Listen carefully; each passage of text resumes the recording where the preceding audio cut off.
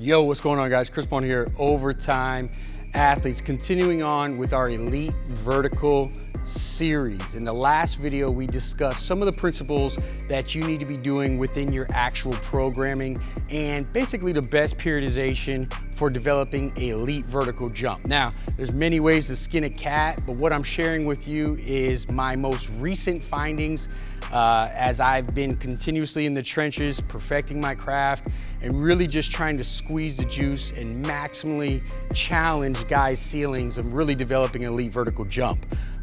So this is the video where kind of I had my biggest aha moments, and those previous ones kind of led up to this. And this is really where I want to go over what I feel like is the best sequence in developing a vertical jump.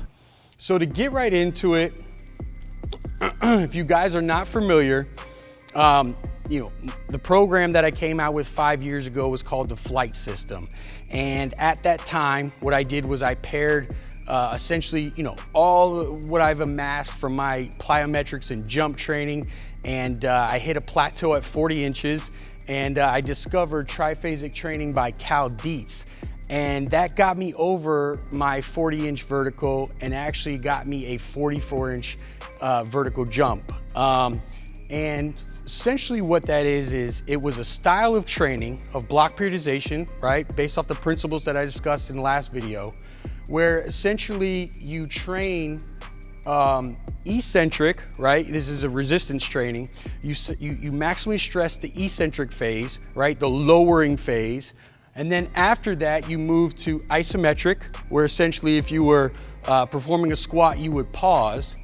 And then you would move to phase 3, where you perform more reactive and focus on concentric, all before and all individually, independently, before you essentially peak that athlete. Now, this is great stuff.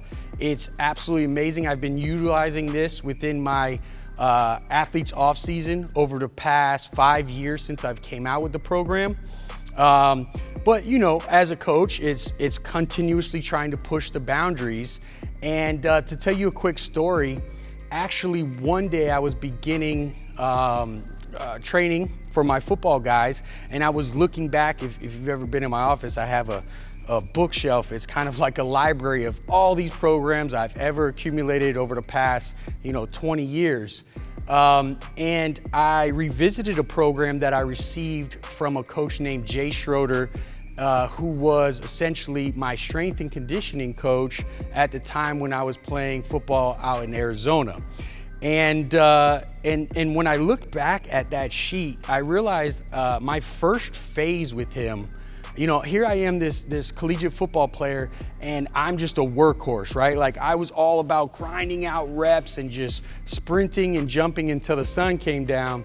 And when I came to him, I remember at the time, I paid a large amount to me. I was a broke college kid, and I got this sheet of paper where it was essentially 5 different movements, where they actually weren't movements, but they were essentially holds, isometric holds. In fact, my first session with his assistant, I held a Bulgarian split squat, and basically I was to hold it for accumulation of 5 minutes. And it actually took me all of 45 minutes. It was just something that I've never experienced before. And looking back on that actual workout gave me this aha moment. So what this propelled me to do was dive extremely deep into research, right? I even hired master students to kind of get all the oldest and latest and compile all this research to try to kind of back up this theory that I had, as well as, obviously I started testing it out here in the trenches with my athletes, and I wouldn't share anything with you if I didn't think it was producing crazy results. So let's get right into what modified triphasic is. So my first aha moment was, when I had that conversation with Jay of kind of trying to understand why we just performed isometrics. I remember him saying, you're not even activating the right muscles to run and jump. And I didn't get that at the time, but fast forward 20 years, and it made me kind of understand, and that's what really led me to go down that rabbit hole. And essentially, after researching all the benefits of isometrics, I realized that when building a foundation for an athlete, that needs to actually come first, okay? So really the first phase is isometrics.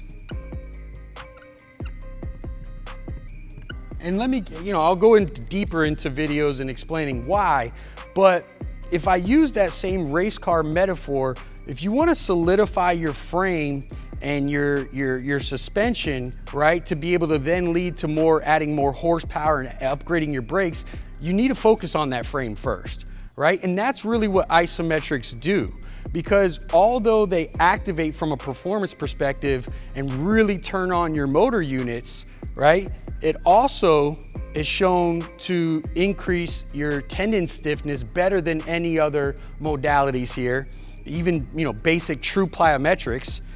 And in addition, it reduces compensation, right? Because I'm in a static hold, I can reduce compensation. I'm not performing a high velocity movement, right? So I can get the athletes to really activate and produce torque and really fire up their glutes. I've had a lot of guys recently who have been knee dominant, and by this I'm actually able to really start to turn on. So if you think about phase one, and like I said, I'm gonna go deeper into the isometrics and how we wanna really maximally stress them, but your dynamic, right, and your jump training needs to match that resistance training, and you need to stress isometrics first to really lay that foundation, right? As I said with the race car, this is your frame and suspension. Moving on, now that we have a base, we then want to stress eccentrics, okay? So think about it like this. Now that we have the frame of the car, now we can really upgrade the brakes, all right? So while we're performing eccentrics in our actual lift and maximally stressing, right, working that stretch reflex, stretch shortening cycle, this is all pre-stretch, we also want to teach the body to absorb and accept more force with our dynamic jumping. So this is where we're going to perform a lot of deceleration work, okay? Now, my next aha moment was, from the original triphasic was, okay, so we're independently stressing eccentrics, but up here in the triphasic, we weren't independently stressing concentric, okay? So a lot of it was performed with reactive. And what I said is, wait, there's a huge benefit to that shortening cycle, right? Which is the shortening of the muscle, which is the concentrics, because you can really increase the rate of force development when you independently and isolate that particular movement. So what I said in phase 3 was you go to concentrics, but what I like to call it is propulsion. And over here, eccentrics is absorption. And isometrics is activation.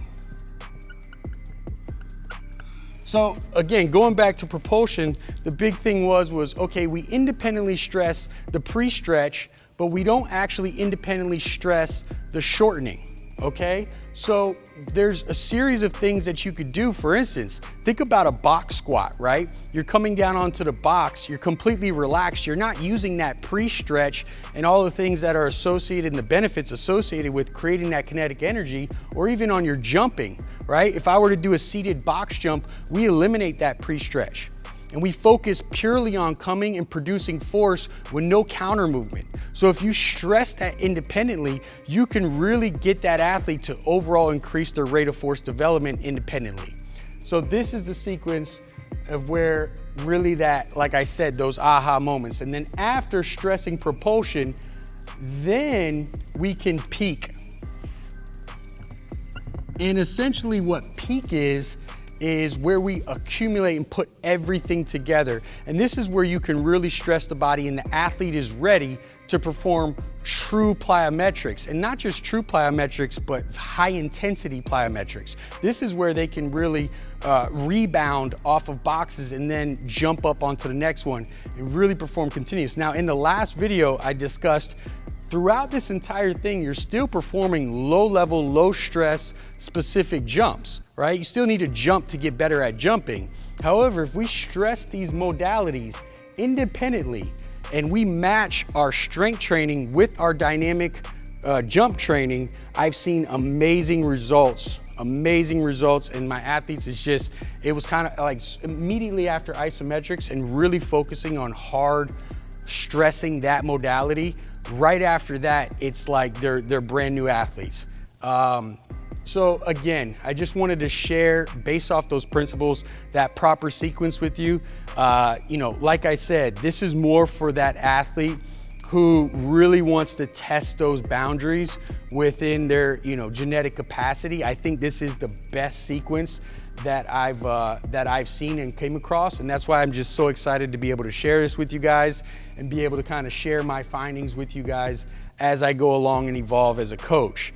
I hope that helps. Hey guys, if you're interested in the full elite vertical program, you can check out the link down below. And in the next series of videos, what I'm gonna do is I'm gonna go deeper on each of these phases and kind of give you a little bit more of the secret sauce, because beyond just performing isometrics or eccentrics, there's an actual way that I want to stress these modalities to really maximize the potential of the athlete. We'll get into those in the next series of videos. I'll catch you guys next time.